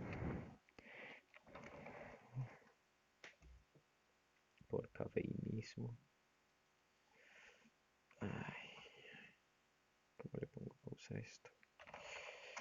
Bueno, no importa, sigo. Desde, durante que, eh, causada por cafeinismo homeopático, incluyendo su recuerdo, es decir, el recuerdo de la persona deprimida, de que el despliegue de atención compasiva y exenta de juicios que había prestado la psiquiatra a todo lo que la persona deprimida por fin había soltado, ventilado, espetado, vomitado, gimoteado y dicho entre lloriqueos durante aquella sesión crucial y traumáticamente seminal había sido tan formidable y desinteresado que ella, es decir, la psiquiatra, había pestañeado mucho menos a menudo que ninguna otra escuchadora profesional con quien la persona deprimida se hubiera sincerado alguna vez cara a cara. Las dos integrantes actuales del sistema de apoyo a la persona deprimida que le merecían más confianza y que le proporcionaban más apoyo habían respondido casi con las mismas palabras, que parecía que la psiquiatra de la persona deprimida había sido alguien muy especial y que estaba claro que la persona deprimida le echaba mucho de menos. Y la amiga central más especialmente valiosa, la más importante, la que más empatía mostraba y que resultaba que sufría una enfermedad física en quien la persona deprimida se estaba apoyando en quien la persona deprimida se estaba apoyando más que en nadie durante el proceso de sufrimiento por la muerte de la psiquiatra, sugirió que la manera más afectuosa y apropiada de honrar tanto la memoria de la psiquiatra como la pena de la persona deprimida por su pérdida podía ser que la persona deprimida intentara ser para sí misma una amiga tan especial, generosa y llena de un cariño inagotable como lo había sido la difunta psiquiatra.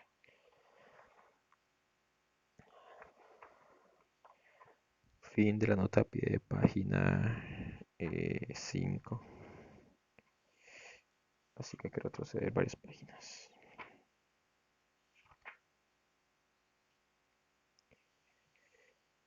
Uf, aquí volvemos aquí. Explicar todos los sentimientos que la propia relación terapéutica suscitara en ella, es decir, la persona deprimida, de modo que pudiera trabajar juntos en su procesamiento y explorar entornos y contextos apropiados y seguros para su expresión.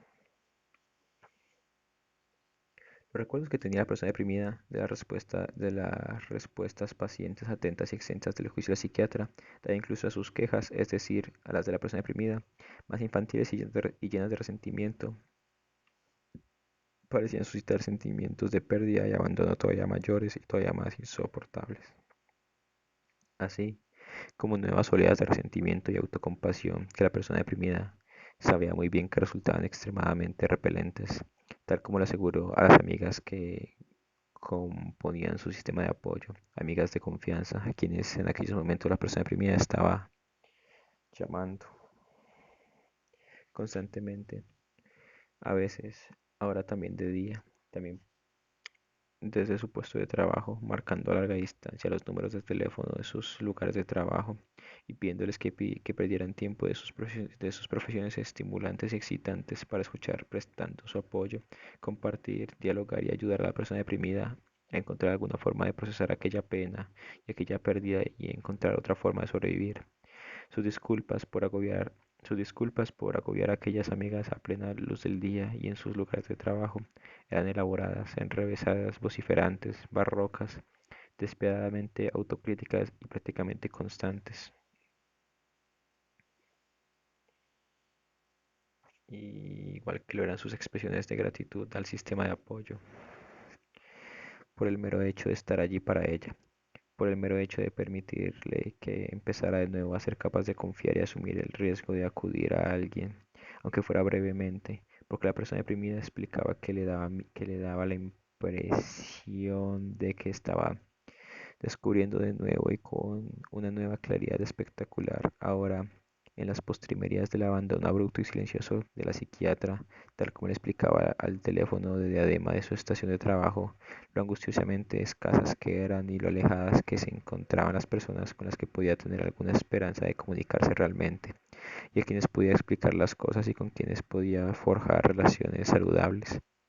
abiertas, llenas de confianza y mutuamente arropadoras en las que apoyarse. Por ejemplo, su entorno de trabajo, acerca del cual la persona deprimida reconocía abiertamente que se había quejado de forma interminable y agobiante en millares de ocasiones, resultaba totalmente disfuncional y tóxico. La atmósfera emocional totalmente hostil que había allí hacía que la mera y hacía que la mera idea de intentar forjar algún vínculo mutuamente arropador con sus compañeros de trabajo fuera una broma grotesca. Y los intentos de la persona deprimida de acudir a alguien en pleno aislamiento emocional e intentar cultivar y desarrollar amistades y relaciones arropadoras en su comunidad mediante la asistencia a los grupos de la iglesia o clases de nutrición y crecimiento holístico o su participación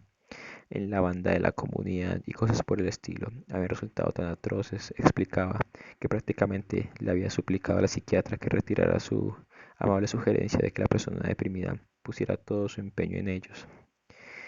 Y en cuanto a la idea de prepararse nuevamente y aventurarse ahí fuera en el mercado de cardio emocionalmente jovesiano, que era la movida de buscar pareja e intentar una vez más encontrar y establecer alguna conexión funcional saludable y arropadora con los hombres, ya fuera en forma de relación de pareja dotada de intimidad física o bien solo en forma de amigos íntimos que se dan apoyo mutuo. Llegado aquel momento de su explicación, la persona deprimida soltaba una risotada hueca en el teléfono de diadema que llevaba en la terminal de su cubículo en su lugar de trabajo, de su cubículo en su terminal de trabajo y preguntaba si era realmente necesario, tratándose de una amiga que la conocía tan bien como era la integrante del sistema de apoyo con la que estuviera hablando en aquel momento, detallar por qué Detalla por qué la depresión intratable de la persona deprimida, así como la tremenda fragilidad de su confianza y su autoestima, hacían que aquella idea no fuera más que un castillo en el aire construido por una fantasía y una actitud de denegación dignas de Ícaro. Por una fantasía y una actitud de denegación dignas de Ícaro. Por poner un solo ejemplo, explicaba la persona deprimida desde su estación de trabajo en el segundo semestre de su tercer año en la facultad. Por poner un solo ejemplo, explicar a la persona deprimida desde su estación de trabajo. En el segundo semestre de su tercer año, en la facultad se había producido otro incidente traumático. La persona deprimida está sentada en la hierba junto a un grupo de estudiantes masculinos populares y llenos de confianza, enzarzados en una competición de lacrosse entre facultades, cuando había oído con claridad que ellos decía entre risas, refiriéndose a un estudiante a quien la persona deprimida conocía vagamente, que la única diferencia sustantiva entre aquella joven y el retrete de unos lavabos públicos era que el retrete no lo seguía a uno todo el tiempo de forma patética después de haberlo usado. Ahora que se estaba sincerando con sus amigas, la persona deprimida se sentía repentina e inesperadamente inundada de recuerdos emocionales de aquella lejana sesión de terapia en la que le había explicado aquel incidente por primera vez a la psiquiatra. Había estado haciendo ejercicios emocionales básicos las dos juntas durante la etapa inicial, siempre un poco incómoda del proceso terapéutico, y la psiquiatra había desafiado a la persona deprimida. Y la psiquiatra había desafiado a la persona deprimida a que identificara si aquel guarro al que había oído furtivamente la había hecho sentirse principalmente a ella, es decir, a la persona deprimida, más furiosa, sola, asustada o triste. Nota a pie de página 6 y nota a pie de página 6A. Sí, notas a pie de página, entre notas a pie de página, pero estas solo son una página, curiosamente. Nota a pie de página 6. La persona deprimida, intentando desesperadamente abrirse y permitir a su sistema de apoyo que le ayudara a honrar y procesar sus sentimientos sobre la muerte de la psiquiatra, asumió el riesgo de explicar su descubrimiento del hecho de que prácticamente nunca, por no decir nunca, había usado la palabra triste en los diálogos del proceso terapéutico. Había usado de forma habitual las palabras desesperación y agonía, y la psiquiatra había aceptado durante la mayor parte del tiempo aquella lección de unas palabras que la propia persona deprimida admitía que resultaban melodramáticas. Si bien la persona deprimida llevaba tiempo sospechando que la psiquiatra probablemente sintiera que la lección de ella, es decir, de la persona deprimida, había llevado, ya casi la medianoche, Dios mío, ella había llevado a cabo de palabras como agonía, desesperación, tormento y otras por el estilo, era al mismo tiempo melodramática y por tanto ansiosa y manipuladora por un lado y minimizadora y por tanto basada en la vergüenza y por tanto basada en la vergüenza y tóxica, en la vergüenza y tóxica y toxicidad supongo, Por el otro, la persona deprimida también explicó a sus amigas, mediante conferencia a larga distancia, durante el terrible proceso de sufrimiento por la muerte del psiquiatra, el doloroso descubrimiento que había llevado a cabo del hecho de que jamás se había atrevido a preguntarle por las buenas a su psiquiatra qué estaba pensando o qué estaba sintiendo ella, es decir, la psiquiatra, en un momento dado del tiempo que pasaban juntas, y tampoco le había preguntado ni una sola vez qué era lo que pensaba, es decir, la psiquiatra en realidad de ella, es decir, de la persona deprimida, como ser humano, es decir, si le cae personalmente bien a la psiquiatra o si le caía mal, si pensaba que era una persona básicamente decente o bien que era repelente, etcétera. Esto eran simplemente dos ejemplos. Nota rápida, página 6. Como parte natural como parte natural del proceso de sufrimiento por la muerte de la psiquiatra, una avalancha de detalles sensoriales y recuerdos emocionales empezaron a inundar la psique angustiada de la persona deprimida, en momentos aleatorios y de maneras impredecibles, presionándola y exigiendo ser manifestados y tratados. La pelliza de gamuza de la psiquiatra, por ejemplo, a pesar de que la psiquiatra parecía tener un apego fetichista por aquella prenda hecha por los nativos americanos y al parecer la llevaba casi a diario, siempre estaba inmaculadamente limpia y siempre constituía un fondo de color carne inmaculadamente crudo y de aspecto húmedo para las formas diversas y semejantes a jaulas que las manos inconscientes de la psiquiatra iban conformando. Y la persona deprimida había explicado a las integrantes de su sistema de apoyo tras la muerte de la psiquiatra, que nunca había logrado averiguar cómo era posible que la gamuza de la pelliza pudiera estar siempre tan limpia. La persona deprimida confesaba que a veces había tenido la fantasía narcisista de que la psiquiatra llevaba aquella prenda inmaculada de color carne solo en citas con ella. En el despacho siempre helado que tenía la psiquiatra en su casa también contenía en la pared de delante del reloj de bronce y detrás de la silla abatible de la psiquiatra un contundente mueble de molibdeno que hacía las funciones de combinadas de mesa de oficina y madriguera para el ordenador personal, uno de cuyos estantes estaba ocupado a ambos lados de la cafetera de lujo Brown por pequeñas fotografías enmarcadas del marido, el hijo y las hermanas de la difunta psiquiatra. Y la persona deprimida a menudo estallaba en nuevos sollozos motivados por la pérdida, la desesperación y el vilipendio de sí misma dirigidos al teléfono de diadema de su cubículo cuando confesaba a su sistema de apoyo que una sola vez le había preguntado a la psiquiatra los nombres de sus seres queridos.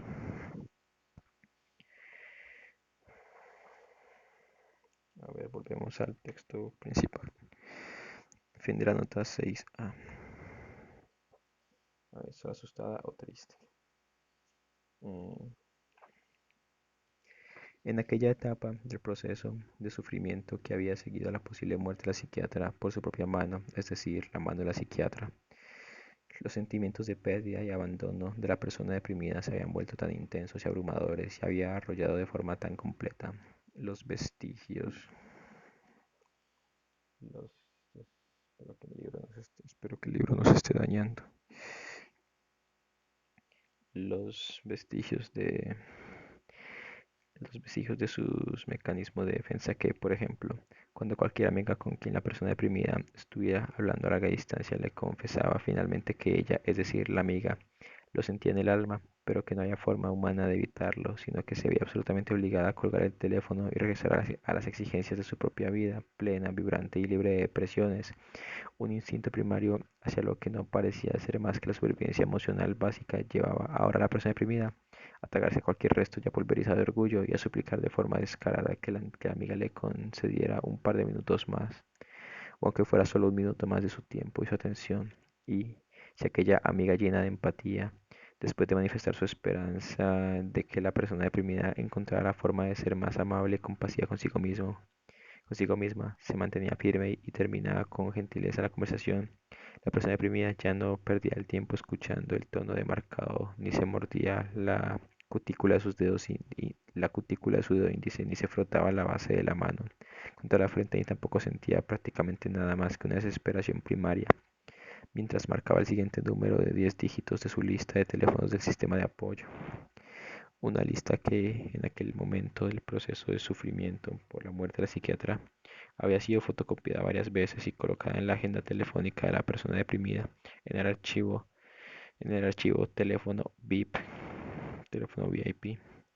de la terminal de su estación de trabajo, en su cartera, en el compartimiento interior de seguridad cerrado o cremallera de su bolso, en su taquilla de centro de nutrición y crecimiento holístico, y en un bolsillo especial de fabricación casera situado en el interior de la contracubierta del diario emocional encuadernado en cuero que la persona deprimida, por sugerencia de su difunta psiquiatra, lleva consigo todo el tiempo. La persona deprimida explicó por turnos a cada una de las integrantes de su sistema de apoyo alguna posición de la avalancha de recuerdos sensoriales y emocionales de la sesión durante la cual se había sincerado por primera vez y le había contado a la difunta psiquiatra el incidente en el que aquellos jóvenes habían comparado entre risas a la estudiante universitaria con un retrete y le había explicado que nunca había sido capaz de olvidar aquel incidente y que si bien nunca había tenido demasiada relación ni vínculos personales con la estudiante a quien aquellos jóvenes habían comparado con un retrete, ni siquiera había llegado a conocerla demasiado bien. Después de aquella competición de lacrosse entre facultades, la persona deprimida se había sentido llena de horror y desesperación empática ante el pathos de la idea de que aquella estudiante pudiera ser objeto de semejante burla y desprecio lleno de hilaridad por parte del otro sexo sin que ella, es decir, la estudiante con quien la persona deprimida de nuevo admitía no tener apenas relación, tuviera ni idea de ello. A la persona deprimida le parecía muy probable que todo su desarrollo emocional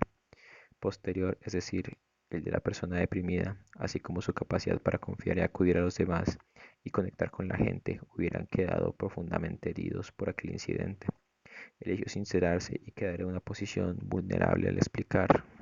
aunque solo fuera a la integrante de más confianza y de élite y más especialmente central de su sistema de apoyo,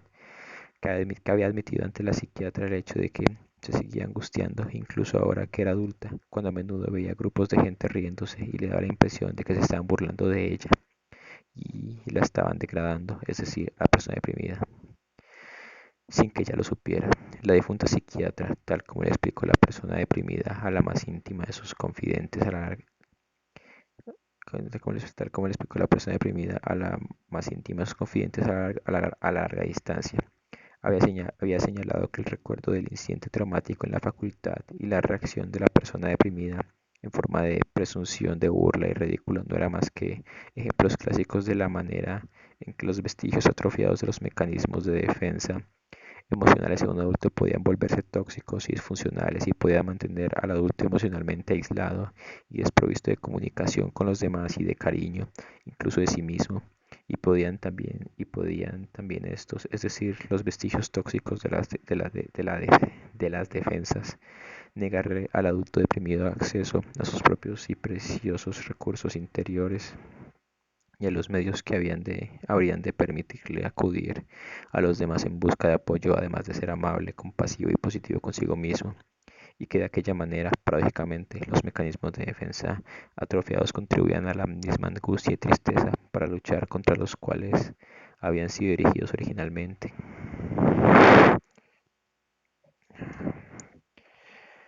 Queda- Quedan 3 páginas. Fue mientras explicaba aquel recuerdo sincero y vulnerable de 4 años atrás, aquella integrante particularmente central del sistema de apoyo, integrante en quien ahora la persona deprimida creía que podía confiar más y apoyarse y con quien podía comunicarse en mayor medida por el teléfono de diadema, cuando de pronto ella, es decir, la persona deprimida, experimentó lo que más adelante describiría como un descubrimiento emocional casi tan traumático y valioso como el descubrimiento que había llevado a cabo 9 meses antes en el fin de semana de retiro y terapia experimental de regreso al niño interior, justo antes de sentirse demasiado agotada por la catarsis y demasiado enervada para seguir adelante y tener que tomar el vuelo de regreso. Es decir, la persona deprimida le contó a larga distancia a su amiga de más confianza y capaz de dar más apoyo que paradójicamente en la naturaleza extrema de sus propios sentimientos de pérdida y abandono acaecidos en las postrimerías de la sobredosis de estimulantes naturales que había sufrido la psiquiatra. Ella, es decir, la persona deprimida, parecía haber encontrado los recursos y el respeto interior que requería su propia supervivencia emocional y que le hacían falta para sentirse finalmente capaz de arriesgarse, intentar seguir la segunda de las dos sugerencias más difíciles y peligrosas de la difunta psiquiatra y empezar a preguntar abiertamente a ciertos allegados demostrablemente honestos y arropadores que le dijeran sin tapujos si sentían sinceramente desprecio, burla, censura o repulsión hacia ella. Y la persona deprimida explicó que ahora ella, por fin, después de 4 años de resistencia truculenta y gimoteante, por fin se proponía a empezar de verdad a hacer a sus amigas de confianza, a empezar a hacer a sus amigas de confianza aquella pregunta seminalmente honesta y potencialmente devastadora, y que debido a que era muy consciente de su propia debilidad esencial y de sus tendencias defensivas a la ilusión y la denegación, ella, es decir, la persona deprimida, estaba optando por iniciar aquel proceso de interrogatorio sin precedentes en materia de vulnerabilidad precisamente ahora, es decir, con aquel miembro central y de élite, incomparablemente honesto y compasivo del sistema de apoyo, con quien, con quien estaba sincerándose por el auricular en aquel preciso momento. Nota a pie de página 7. Aquella amiga a distancia singularmente valiosa y arropadora, con quien la persona deprimida había decidido que se sentiría menos mortificada por hacer una pregunta tan delicada con toda sinceridad,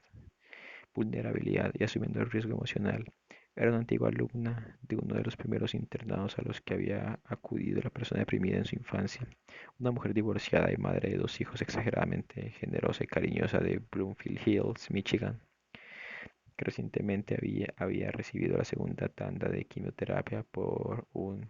neuroblastoma virulento que había reducido enormemente el número de responsabilidades y actividades en su vida adulta plena, funcional y vibrantemente volcada en los demás, y que por ahora no solo estaba casi siempre en casa, sino que también disfrutaba de una disponibilidad libre de conflictos casi limitada y de tiempo para hablar por teléfono, algo por lo cual la persona deprimida siempre se aseguraba de anotar una oración diaria de gratitud en su diario emocional. Fin de la nota a pie de página. La persona deprimida hizo aquí una pausa momentánea para interpolar el hecho adicional de que había decidido con toda firmeza hacer aquella pregunta potencialmente desencadenante de un trauma profundo sin acudir a los mecanismos de defensa patéticos e irritantes de costumbre, ni a los preámbulos en forma de disculpas, ni a las autocensuras interpoladas. Quería oír sin paliativos de ninguna clase, aseguró la persona deprimida, la opinión brutalmente honesta que la amiga más íntima y valiosa de su sistema de apoyo tenía de ella como persona. No solo las partes positivas, afirmativas y capaces de transmitir apoyo y cariño, sino también las partes potencialmente negativas, los juicios adversos y lo que pudiera hacerle daño. La persona deprimida hizo hincapié en que decía aquello muy en serio, sonoro, no melodramático, la valoración brutalmente honesta de ella, que pudiera ser una persona objetiva, pero realmente allegada, le parecía en aquel momento una cuestión casi literalmente de vida o muerte.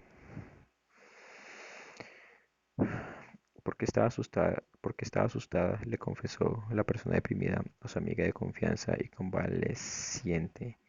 asustada hasta un extremo sin precedentes por lo que había empezado a ver, descubrir y comprender acerca de sí misma durante el proceso de sufrimiento que había seguido a la muerte repentina de una psiquiatra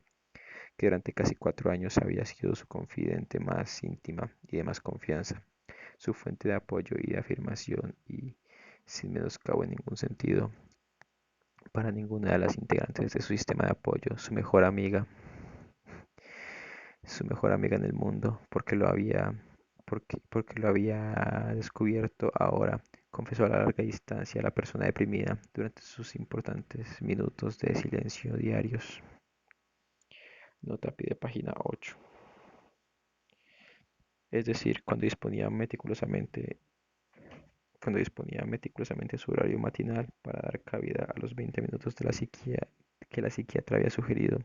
durante mucho tiempo que dedicara a concentrarse en silencio y a ponerse en contacto con sus sentimientos y de ese modo apoderarse de ellos y anotarlos en su diario, mirando en su propio interior con un desapego compasivo, exento de juicios y casi clínico. Ok, minutos de silencio diarios. En medio del proceso de sufrimiento por aquella muerte, cuando se quedaba en silencio, se concentraba y miraba en su interior. Era que no podía percibir ni identificar ningún sentimiento real dentro de sí misma hacia la psiquiatra, es decir, hacia la psiquiatra como persona, una persona que había muerto, una persona que solo alguien obcecado en asumir una actitud de negación podría no ver que probablemente se había quitado la vida ella misma, y por tanto una persona que, tal como postuló la persona deprimida, posiblemente había sufrido a su vez cantidades de agonía emocional, aislamiento y desesperación comparables, o tal vez aunque ya era una posibilidad que solo podía contemplar a un nivel mental, aunque aquella era una posibilidad que solo podía contemplar a un nivel mental o puramente intelectual y abstracto, según confesó la persona deprimida a su auricular, incluso superiores a los de la propia persona deprimida, incluso superiores a los de la propia persona deprimida. La persona deprimida explicó que la implicación más aterradora de aquello, es decir, del hecho de que ni siquiera cuando se concentraba y miraba en las profundidades de su propia conciencia conseguía localizar ningún sentimiento real hacia la psiquiatra como ser humano autónomo y válido, era que todo, era que toda su angustia y desesperación tras el suicidio de la psiquiatra en realidad la tenía por objeto a ella misma, es decir, a su propia pérdida, a su propio abandono, a su propia pena, a su propio trauma, a su dolor y a su supervivencia afectiva primaria. Y tal como la persona deprimida explicó que iba a asumir el riesgo y tal como la persona deprimida explicó que iba a asumir el riesgo adicional de revelar resultaba todavía más aterrador el hecho de que aquella serie absolutamente devastadora de descubrimientos, en lugar de suscitar en ella algún sentimiento de compasión, empatía o lástima dirigida hacia la psiquiatra como persona, había hecho, había hecho al parecer, y, y llegado a este punto la persona deprimida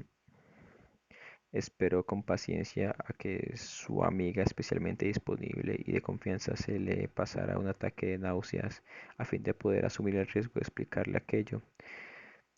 que aquellos descubrimientos absolutamente devastadores, por horribles que resultasen, suscitaran y crearan en la persona deprimida todavía más sentimientos centrados en ella misma. Llegado a este punto de la explicación, la persona deprimida hizo una pausa para jurarle solemnemente a su amiga, a larga distancia, enferma de gravedad, víctima de frecuentes ataques de náuseas, pero aún así cariñosa y atenta, que no había ningún elemento de autoexcoriación tóxica o patéticamente manipuladora en aquello que ella, es decir, la persona deprimida, estaba confesando y de lo que se estaba desprendiendo con total sinceridad, sino nada más que un miedo profundo y sin precedentes. La persona deprimida sentía miedo de sí misma, de su propio yo, por decirlo de algún modo, es decir, de su personalidad, de su espíritu, o por decirlo de algún modo, de su alma, es decir, de su capacidad para sentir una empatía humana fundamental, así como compasión y generosidad. Tal como le explicó a aquella amiga tan generosa que sufría neuroblastoma, tal como le explicó a aquella amiga tan generosa que sufría neuroblastoma. Estaba preguntando sinceramente, dijo la persona deprimida, honesta y desesperadamente, qué clase de persona podía no sentir nada en apariencia y subrayó la palabra nada por nadie más que por sí misma. Tal vez no sentir nada nunca, tal vez no sentir nada nunca. La persona deprimida se echó a llorar en su auricular y dijo que allí y ahora mismo le estaba suplicando sin tapujos a la que era en ese momento su mejor amiga y confidente en el mundo que ella, es decir, la amiga con el tumor maligno virulento en la médula adrenal,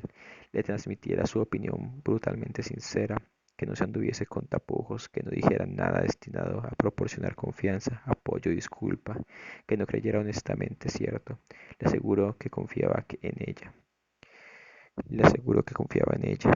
porque había decidido, dijo, que su propia vida, por muy llena que estuviera de angustia, desesperación y de una soledad indescriptible, dependía en aquel punto de su viaje hacia la verdadera curación, de solicitar, incluso aunque fuera necesario dejar de lado todo su orgullo y sus defensas y ponerse a suplicar, interpoló el juicio de ciertos miembros de confianza y muy cuidadosamente elegidos de su sistema de apoyo. Así, pues, dijo la persona deprimida, con la voz temblorosa de emoción. Ahora le estaba suplicando a su amiga de más confianza que le revelara su opinión más íntima sobre la capacidad para mostrar cariño humano que existía en la personalidad o espíritu de la persona deprimida. Las amigas de confianza que le revelara su opinión más íntima sobre la capacidad de mostrar. Necesitaba alguna respuesta, necesitaba alguna respuesta, lloriqueó la persona deprimida. Incluso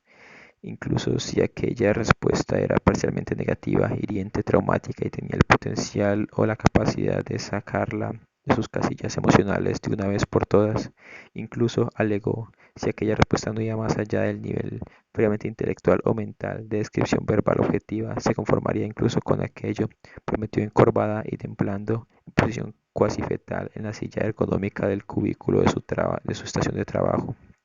De modo que ahora apremió a su amiga terminalmente enferma a que siguiera adelante, a que no se callara nada, a que no se contuviera, a que se lo soltara todo. ¿Qué palabras y qué términos podían aplicarse para describir y juzgar una esponja y un vacío emocional infinito tan solipsista y obsesionada consigo misma, como al parecer era ella?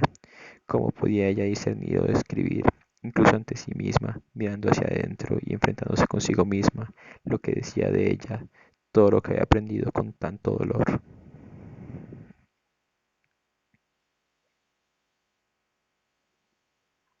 Y se acabó. ¿Cómo podía ella discernir o descubrir, incluso ante sí misma, mirando hacia adentro y enfrentándose consigo misma,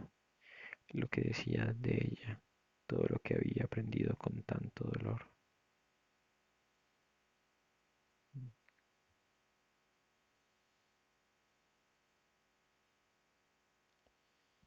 Esto fue 1 hora 40 minutos. Creo que no tengo muchos comentarios. Adiós.